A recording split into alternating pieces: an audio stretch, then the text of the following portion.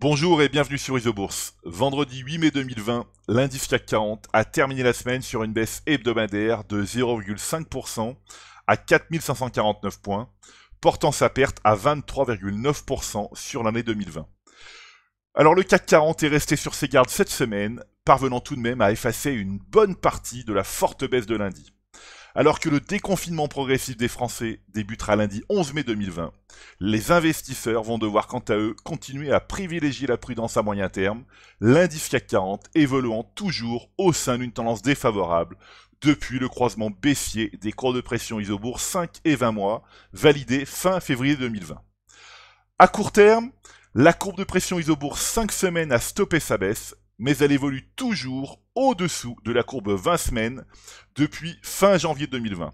C'est donc la neutralité qui prévaut à court terme dans l'attente d'une direction que le très court terme ne parvient pas encore à trouver.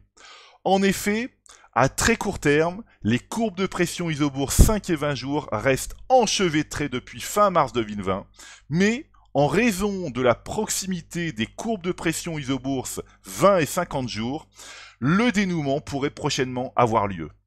Alors il faut être extrêmement vigilant car un échec de croisement haussier des courbes de pression Isobourse 20 et 50 jours pourrait être le point de départ d'une nouvelle accélération baissière.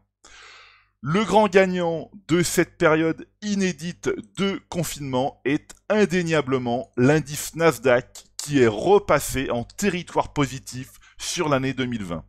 Mais l'indice phare des valeurs technologiques est aujourd'hui à une étape clé, car même s'il semble avoir passé la crise avec une facilité déconcertante et en outrepassant les mauvaises nouvelles, il n'est pas pour autant définitivement sauvé.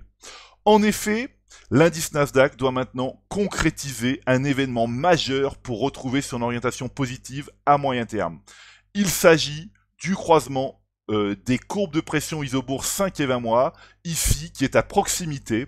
Alors un échec serait évidemment très négatif et impacterait l'ensemble des marchés mondiaux. À court terme, un croisement haussier des courbes de pression Isobourse 5 et 20 semaines a été validé ce vendredi.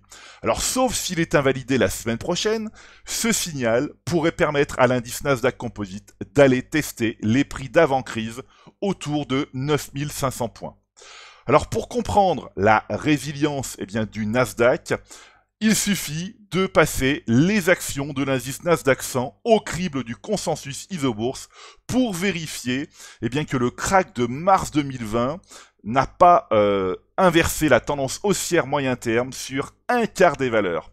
Exemple, Apple qui pèse plus de 11% de l'indice Nasdaq 100, qui est ici à conserver et dont les courbes de pression Isobourse 5 et 20 mois se sont croisées en août 2019.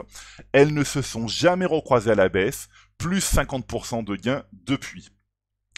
Alors la comparaison avec le SBF 120 est flagrante car il y a 3 fois moins de valeurs haussières à moyen terme sur le marché français, donc sur le SBF 120. 8 valeurs sur les 120 valeurs du SBF 120 sont haussières à moyen terme.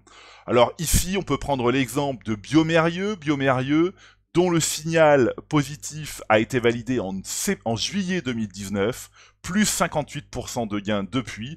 Cette valeur est évidemment à conserver. Mais il y a véritablement deux ambiances sur les marchés.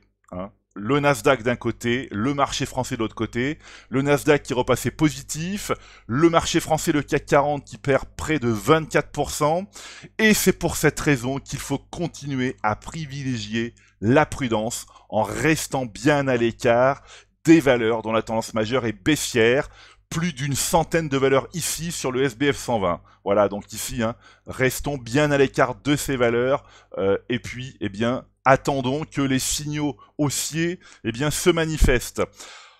Voilà, écoutez, c'est maintenant à vous de faire le point de vos valeurs en portefeuille avec Isobourse.